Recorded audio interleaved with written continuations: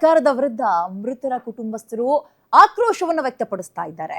ಕಾಲ್ತುಳಿತದಲ್ಲಿ ಮೃತಪಟ್ಟಿದ್ದ ಚಿನ್ಮಯ್ ತಂದೆ ಸರ್ಕಾರದ ವಿರುದ್ಧ ಆಕ್ರೋಶ ವ್ಯಕ್ತಪಡಿಸ್ತಾ ಇದ್ದಾರೆ. ಸರ್ಕಾರ ಸರಿಯಾದಂತಹ ಕ್ರಮ ತಗೊಂಡಿದ್ರೆ ನನ್ನ ಮಗಳನ್ನ ಇವತ್ತು ನಾವು ಕಳ್ಕೊಳ್ತಾ ಇರಲಿಲ್ಲ. ಕುಟುಂಬಸ್ಥರ ಆಕ್ರಂದನ ಇದು.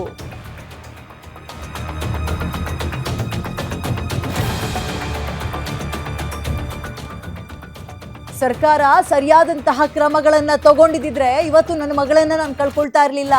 ಪುನೀತ್ ಶವಯಾತ್ರೆಯಲ್ಲಿ ಲಕ್ಷಾಂತರ ಜನ ಸೇರಿದ್ರು, ಆಗ ಇಂತಹ ಘಟನೆಗಳು ಸಂಭವಿಸಿರ್ಲಿಲ್ಲ. ಬಟ್ ಈಗಾಗಿದೆ ಅಂದ್ರೆ ಸರ್ಕಾರದ ನಿರ್ಲಕ್ಷ್ಯ ಅಲ್ವಾ? ಸರ್ಕಾರ ಕ್ರೆಡಿಟ್ ತಗೊಳಕ್ಕೆ ಮುಂದಾಯ್ತೆ ಹೊರತು ನನ್ನ ಮಗಳನ್ನ ನೋಡ್ಲಿಲ್ಲ. ಅವರು 11 ಜನ ಸಾವನ್ನಪ್ಪಿದ್ರು, ಸರ್ಕಾರವೇ ಇದೆಲ್ಲದಕ್ಕೂ ನೇರ ಹೊಣೆ.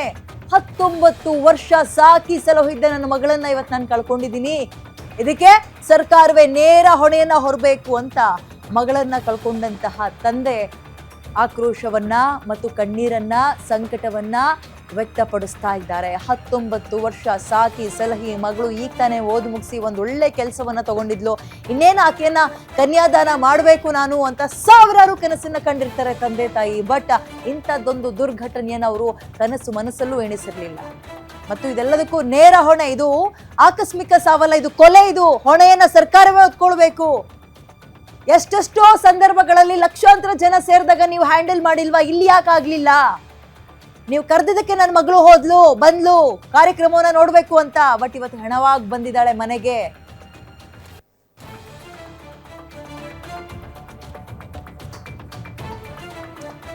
ಏನೋ ಮಗಳನ್ನ ಕಳ್ಕೊಂಡಂತಹ ಚಿನ್ಮಯ್ ಅವರ ತಂದೆ ನಮ್ಮ ಪ್ರತಿನಿಧಿ ಅವ್ರನ್ನ ಮಾತನಾಡಿಸುವ ಪ್ರಯತ್ನ ಪಟ್ಟಿದ್ದಾರೆ. ಏನ್ ಹೇಳಿದ್ರು ಈ ಸಂದರ್ಭದಲ್ಲಿ ಕೇಳೋಣ.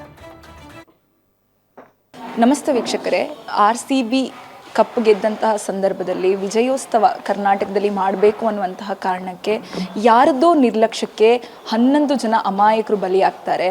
ನನ್ನ ಜೊತೆ ಚಿನ್ಮಯ್, ಅದೇ 11 ಜನರಲ್ಲಿ ಒಬ್ಬರಾದಂತಹ ಚಿನ್ಮಯ್ ಅವರ ತಂದೆ ಇದ್ದಾರೆ, ಅವ್ರನ್ನ ನಾನು ಮಾತಾಡಿಸ್ತೀನಿ. ಸರ್ ನಮಸ್ತೆ.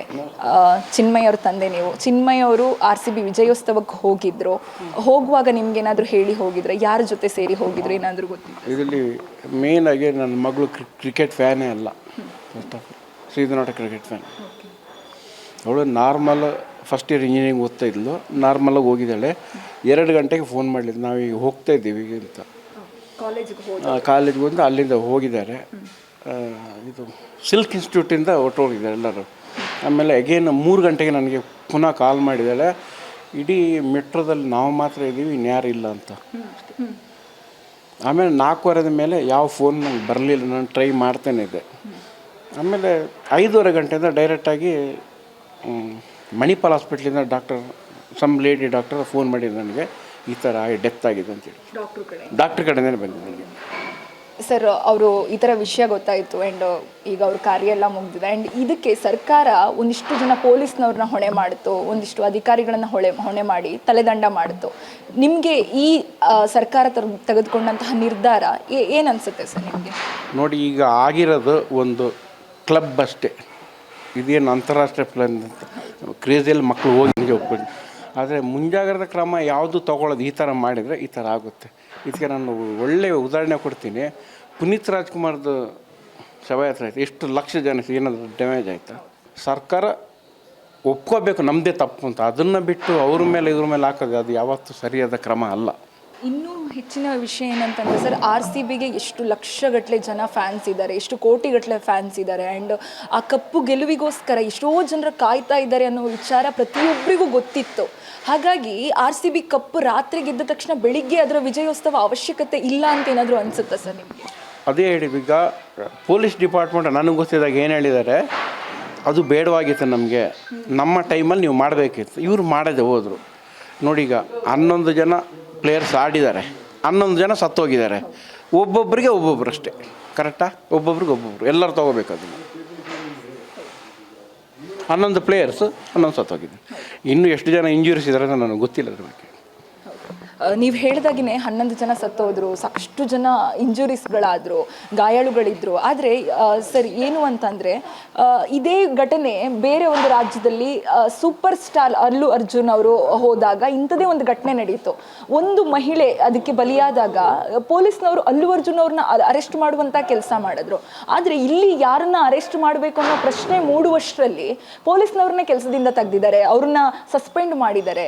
ಏನು ಹೇಳ್ತೀರಾ ಸರ್ ಇದ್ರ ಬಗ್ಗೆ? ನೋಡಿ, ಇದನ್ನು ಫಸ್ಟ್ ಆರ್ಗನೈಸ್ ಯಾರು ಮಾಡಿದ್ದಾರೆ ಅವ್ರನ್ನೀಗ ತೆಗ್ದಿದ್ದಾರೆ, ಹೆಚ್ಚು ಕಮ್ಮಿ ತೆಗ್ದಿದ್ದಾರೆ. ಬಟ್ ಆರ್ಗನೈಸರ್ಗೆ ಸಪೋರ್ಟ್ ಮಾಡಿರ್ತಾರಲ್ಲ ಅವರು ಹೋಗ್ಬೇಕಲ್ಲ. ಈಗ ನನ್ನ ಮಗಳು ಸತ್ತೋಗಿದ್ದಾಳೆ, ನನ್ನ ಮಗಳು ಸತ್ತೋದ್ಲು, ನಿಮ್ಮ ಮಗಳು ಅದು ಪದ್ಧತಿ ಅಲ್ಲ. ಸರಿಯಾದ ಕ್ರಮ ತಗೊಳ್ಬೇಕಿತ್ತು, ಇಲ್ಲಾಂದರೆ ಬಿಟ್ಟುಬಿಡ್ಬೇಕಿತ್ತು. ಜಸ್ಟ್ ಒಂದು ಕ್ಲಬ್ಬು ಟ್ರೋಫಿ ವಿನ್ ಹಾಕಿದ್ದು ಈ ಥರ ಮಾಡ್ತಾರೆ ಅಂದರೆ ನೀವು ಆಲೋಚನೆ ಮಾಡಿ. ನಿಮಗೆ ಮೀಡಿಯಾದವ್ರಿಗೆಲ್ಲ ಗೊತ್ತಿರ್ತಾನೆ, ಗೊತ್ತಿಲ್ಲದ ಯಾವುದಿಲ್ಲ ತಾನೆ, ಏನಾದ್ರು ಇದೆಯಾ ಬೇರೆ? ಕಳ್ಕೊಂಡಿರೋದು ನಾನು 1-2 ವರ್ಷ ಅಲ್ಲ, 19 ವರ್ಷ. ಫಸ್ಟ್ ಹೇಳಿ ಗೊತ್ತು ನನಗೆ, ಆ ನೋವು ನನಗೆ ಗೊತ್ತು. ಸಾರಿ ಸರ್, ನಿಮ್ಮ ನೋವು ಏನಾದರೂ ನಮಗೆ ಅರ್ಥ ಆಗುತ್ತೆ. ಯಾಕಂತಂದರೆ ಇದೇ ಘಟನೆ ನಮ್ಮ ಮನೇಲಾದರೂ ಕೂಡ ನಾವು ಇದೇ ರೀತಿ ರಿಯಾಕ್ಟ್ ಮಾಡ್ತೀವಿ. ಆದರೆ ಪರಿಸ್ಥಿತಿ ಏನು ಅಂದರೆ ಸರ್, ನಿಜವಾಗಿಯೂ ಇಂಥದ್ದೊಂದು ಅಮಾಯಕರು ಬಲಿಯಾದರೂ ಕೂಡ ಸರಿಯಾದ ಶಿಕ್ಷೆ ತಗೊಳ್ಳಿಕ್ಕೆ ಯಾರೂ ಕೂಡ ಸಿದ್ಧರಿಲ್ಲ, ಯಾರೂ ಕೂಡ ತಮ್ಮ ತಪ್ಪನ್ನು ಒಪ್ಕೊಳ್ಳಿಕ್ಕೆ ಸಿದ್ಧ ಇಲ್ಲ. ಅದು ನೋವಿನ ಸಂಗತಿ. ಅದಕ್ಕಿಂತ ಹೆಚ್ಚಾಗಿ ಸರ್ಕಾರ ಕಾರ್ಯಕ್ರಮ ಮಾಡಲೇಬೇಕು ಅಂತ 2 ಕಡೆ ಕಾರ್ಯಕ್ರಮ ನಡೆಸಿದ್ರು. ಆದರೆ ಸರ್ಕಾರ ಇವತ್ತು ಕೈಕಟ್ಟಿ ಕುಳಿತುಕೊಂಡಿದೆ. ಯಾವುದೋ ಒಂದು 5 ಜನ ಪೊಲೀಸ್ನವ್ರನ್ನ ಕೆಲಸದಿಂದ ಸಸ್ಪೆಂಡ್ ಮಾಡಿ ಅವರು ಕೈಕಟ್ಟಿ ಕೊಳ್ತಿದ್ದಾರೆ. ಹಾಗಾಗಿ ಏನು ಯಾರು ಕೂಡ ಇದಕ್ಕೆ ಸಂಬಂಧಪಟ್ಟ ಹಾಗೆ ಏನು ಮಾಡಬೇಕು ಅಂದರೆ ಒಂದು ಪರಿಹಾರ ಘೋಷಣೆ ಮಾಡಿದ್ರು, ಒಂದು 5 ಜನ ಸಸ್ಪೆಂಡ್ ಮಾಡಿದ್ರು, ಇದು ಮಾತ್ರ ಸಾಕು ಅನ್ನುವ ಮನಸ್ಥಿತಿಲಿದ್ದಾರೆ. ಸರ್ಕಾರಕ್ಕೆ ಸರ್ ಕೊನೆಯದಾಗಿ ನೀವು ಏನು ಹೇಳ್ತೀರಾ? ಅಂದರೆ ಮೃತಪಟ್ಟವ್ರಿಗೆ ಎಲ್ಲರಿಗೂ ನೀವು ಪರಿಹಾರ ಕೊಡ್ತಾರಂದರೆ ಅದು ಎಂಡ್ ಆಗೋದೇ ಇಲ್ಲ. ಎಲ್ಲರೂ ಕೊಡ್ತಾನೆ ಹೋಗಿ ಅಲ್ಲ. ನಿಮ್ಮ ಮನೆಯವ್ರಿಗೆ ಪರಿಹಾರ ಕೊಟ್ಕೊಳ್ಳಿ ನೀವು. ಅಲ್ಲಿ ವಿಧಾನಸೌಧ ಮುಂಭಾಗದ ಎಷ್ಟು ಜನ ಕೂತಿದ್ರು, ಎಷ್ಟು ಜನಕ್ಕೆಲ್ಲ ಹೈ ಸೆಕ್ಯೂರಿಟಿ ಕೊಟ್ಟಿದ್ರು ಅಲ್ವಾ? ಈಗ ಎಷ್ಟು ಜನ ತೀರೋಗಿದ್ದಾರೆ, ಅವರೇನು ಸಾಮಾನ್ಯದವರು, ಅವರೆಲ್ಲ ಚೆನ್ನಾಗಿರೋ ಫ್ಯಾನ್ ಅಂದು ಎಲ್ಲ ಯಂಗ್ಸ್ಟರ್ಸೇ ತೀರೋದು. ನೀವು ನಿಮ್ಮ ಮೀಡಿಯಾ ಮುಖಾಂತರ ಗ್ಯಾದರ್ಗಳಿಂದ ಯಾರು ಸೇರಬೇಡಿ ಅಂತ ಕೊಡಿಯಲ್ಲ ಒಂದು ಮೆಸೇಜ್. ಈಗ ನನ್ನ ಕೇಳ್ಕೊಂಡು 4 ಜನ ನೋಡ್ತಾರೆ, ಅಲ್ಲಿಗೆ ಮುಗೀತು. ಇನ್ನು 2 ದಿನ ಆದರೆ ಇನ್ನೂ ನಿಮಗೆ ಬೇರೆ ಯಾವುದೋ ವಿಷಯ ಸಿಗುತ್ತೆ, ನನಗೆ ಸಿಗಲ್ಲ ಇನ್ನು ಅಷ್ಟೇ. Thank you. ಇದಿಷ್ಟು ಚಿನ್ಮಯವರ ತಂದೆ ಮಾತಾಗಿದೆ. ಮಗಳನ್ನು ಕಳ್ಕೊಂಡಂತಹ ನೋವು ಅವರಲ್ಲಿದೆ. ಹಾಗೆಯೇ ಸರ್ಕಾರ ಇದಕ್ಕೆ ಸಂಬಂಧಪಟ್ಟಾಗಿ ಸರಿಯಾದ ನಿರ್ಧಾರ ಕೂಡ ತಗೊಳ್ಳದೆ, ಕ್ರಮ ಕೂಡ ಜರುಗಿಸದೆ, ಮತ್ತೆ ಮುಂದೆ ಈ ರೀತಿಯಾದಂತಹ ಪರಿಸ್ಥಿತಿ ಯಾರಿಗೂ ಆಗಬಾರ್ದು ಅನ್ನುವಂತಹ ನೋವನ್ನು ಅವರು ವ್ಯಕ್ತಪಡಿಸ್ತಾ ಇದ್ದಾರೆ. ಇದಾಗಿತ್ತು ಈ ಹೊತ್ತಿನ ವಿಶೇಷ ಸುದ್ದಿ. ಕ್ಯಾಮ್ರಾ ಪರ್ಸನ್ ಧನುಷ್ ಜೊತೆ ಶಮ್ಮಿ ಶೆಟ್ಟಿ.